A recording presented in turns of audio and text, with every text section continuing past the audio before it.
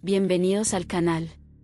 Hoy vamos a adentrarnos en una de las historias más perturbadoras de la criminalidad en América Latina.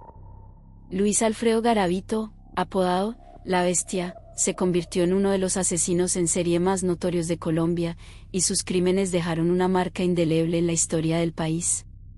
¿Qué llevó a este hombre a cometer actos tan horrendos? ¿Cómo se convirtió en uno de los asesinos más temidos?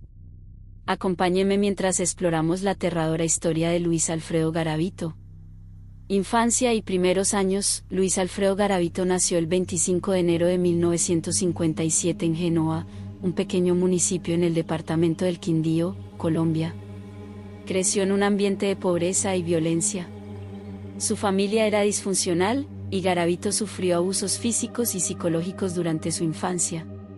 A medida que crecía, Garavito mostró signos de problemas emocionales y comportamiento perturbador. Sus compañeros de escuela y familiares lo describían como una persona que ya en su juventud mostraba señales de una personalidad disociada y violenta. Estas experiencias traumáticas y su entorno influyeron en el desarrollo de su psicopatología. Los crímenes. A partir de la década de 1990, Garavito comenzó su serie de crímenes horrendos. Se estima que entre 1992 y 1999, Garavito asesinó a más de 150 niños y adolescentes en Colombia.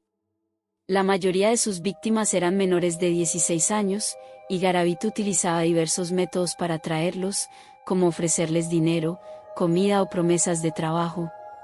Garavito capturaba a sus víctimas y las sometía a torturas extremas antes de asesinarlas. La violencia y brutalidad de sus crímenes eran tales que, en algunos casos, mutilaba a sus víctimas y luego las enterraba en tumbas superficiales.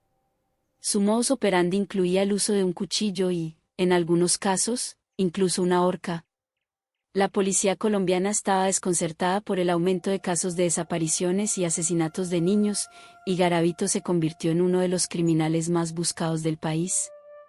Su capacidad para evadir a las autoridades durante tanto tiempo aumentó su notoriedad y creó un clima de terror en las comunidades locales.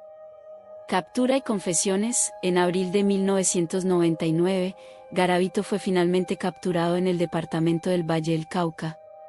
La policía lo arrestó mientras estaba en posesión de un cuaderno que contenía notas detalladas sobre sus crímenes, incluyendo descripciones de sus víctimas y métodos de tortura.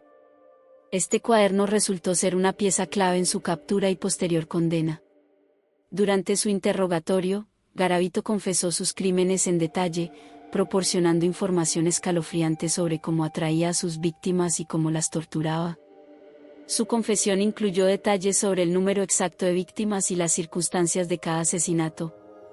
Aunque sus declaraciones fueron perturbadoras, ayudaron a cerrar muchos casos de desapariciones y asesinatos no resueltos. A pesar de sus confesiones, la policía tuvo que verificar la información con excavaciones y pruebas forenses para confirmar la veracidad de sus relatos. Las investigaciones revelaron la magnitud de sus crímenes y la gravedad de sus actos. Juicio y condena. El juicio de Luis Alfredo Garavito comenzó en 2000. Garavito enfrentó cargos de múltiples asesinatos y violaciones, y la evidencia en su contra era abrumadora. La mayoría de las pruebas eran directamente de sus confesiones y el cuaderno que llevaba. En 2001, Garavito fue condenado a 853 años de prisión, una sentencia récord en Colombia. Su condena generó un intenso debate sobre el sistema judicial colombiano y la justicia para las víctimas. La condena fue un intento de proporcionar algo de justicia a las familias de las víctimas, aunque muchos cuestionaron si alguna condena podría realmente reparar el daño causado. Impacto y reflexiones. El caso de Luis Alfredo Garavito tuvo un impacto profundo en Colombia y en el mundo. La magnitud de sus crímenes reveló deficiencias en la protección infantil y en la capacidad de las autoridades para enfrentar la violencia en el país. Su caso provocó una reflexión nacional sobre la necesidad de mejorar la seguridad y el bienestar infantil. Además, el caso de Garavito impulsó reformas en el sistema judicial y en las políticas de protección infantil en Colombia. Se implementaron nuevas medidas para proteger a los menores y se fortalecieron las políticas para identificar y tratar a los individuos con comportamientos violentos.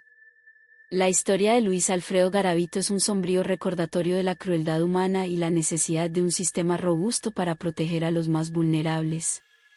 Aunque Garavito está tras las rejas, su legado de horror continúa resonando, y su caso sigue siendo una llamada a la acción para combatir la violencia y proteger a nuestros niños. Si te ha impactado este video, no olvides suscribirte, dejar tus comentarios y compartirlo. Nos vemos en el próximo episodio.